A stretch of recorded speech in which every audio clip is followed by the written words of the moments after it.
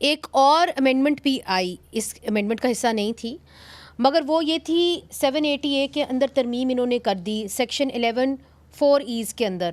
اور وہاں پہ انہوں نے پریونٹیو ڈیٹینشن، یعنی کہ آپ کسی کو بھی حراست میں لے سکتے ہیں 90 دن کے لیے، آپ کو کوئی ضرورت نہیں اس کو عدالت کے سامنے پیش کرنے کی، کوئی ضرورت نہیں ریمانڈ کی، کوئی ضرورت نہیں کسی وارنٹ کی۔ JUIF اس امینڈمنٹ کو کیسے دیکھتی ہے؟ جی ہم اس کو مسترد کر چکے ہیں اور اس کو مسترد کرتے ہیں۔ یہ آپ نے ایک منی مارشاءاللہ جو ہے وہ لگا دیا ہے، وہ 90 ڈیز یعنی 3 مہینے لکھا ہے، ویسے تو ڈیز لکھتے ہیں قانون کی، جو قانون میں جو ہے نا مہینہ تو کیونکہ 28 دن کا بھی ہوتا ہے اور 29 کا بھی ہوتا ہے، 30 کا بھی ہوتا ہے اور 31 کا بھی ہوتا ہے۔ تو یہ 3 مہینے یہ کون سے والے ہوں گے؟ اگر کوئی فروری میں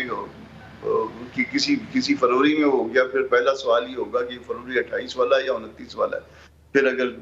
اس کے بعد جو ہے نا وہ 30 اور 31 والے، تو یہ ایک عجیب و غریب لیجسلیشن ہے، اس طرح سے نہیں ہوتی۔ ہم اس کو مسترد کر چکے ہیں۔ فورسز کو یہ اختیار کہیں پہ نہیں دیا جاتا یا دیا جا سکتا کہ وہ اس طرح سے لوگوں کو اپنی حراست میں رکھ سکے۔ پھر فرض کریے کہ کسی حراست میں رکھ لیا، اٹھا لیا، اور آپ اس کو قانون تو خیر بنا ہی لیا انہوں نے، اور اس پہ سائن بھی بنا لیا، یا کمیٹی میں گیا شاید، مجھے نہیں کمیٹی میں چلا گیا۔ یہ میں آپ سے یہ پوچھنا چاہ رہی تھی کہ دیکھیے آپ کو یاد ہوگا کہ 2014 میں بھی یہی قانون آیا، اس کے بعد یہ ملٹری کورٹس آ گئے۔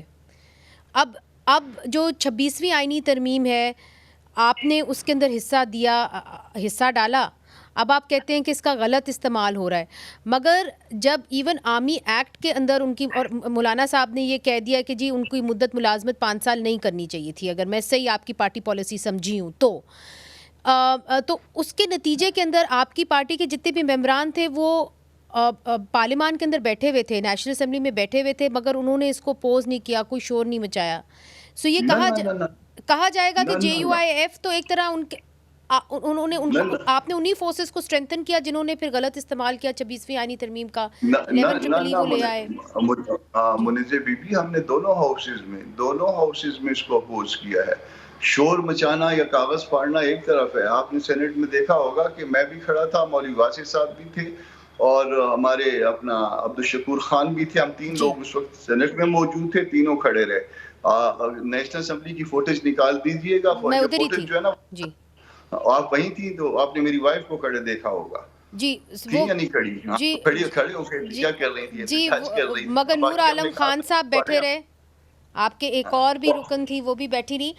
The big question really is Kamran صاحب کہ وہ لوگ کہیں گے کہ you strengthened the people، آپ نے 26ویں آئینی ترمیم سے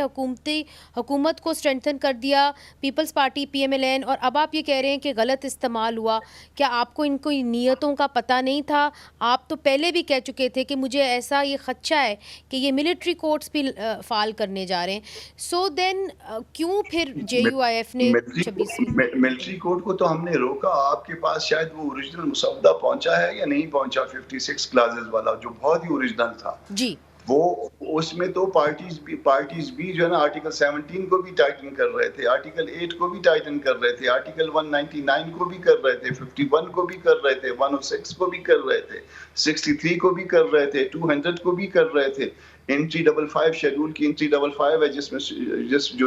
جو کہتی ہے کہ سپریم کورٹ کے اختیارات بڑھا سکتے ہیں، کم نہیں کر سکتے، اس کو بھی ڈیلیٹ کر رہے تھے، بہت کچھ کر رہے تھے۔ بات یہ ہے کہ ہم نے تو، آپ یہ کہتی ہیں کہ ہم نے ان کو سپورٹ کیا، ہم نے اس سپورٹ کو جس حد تک ہماری طاقت تھی اس حد تک روکا،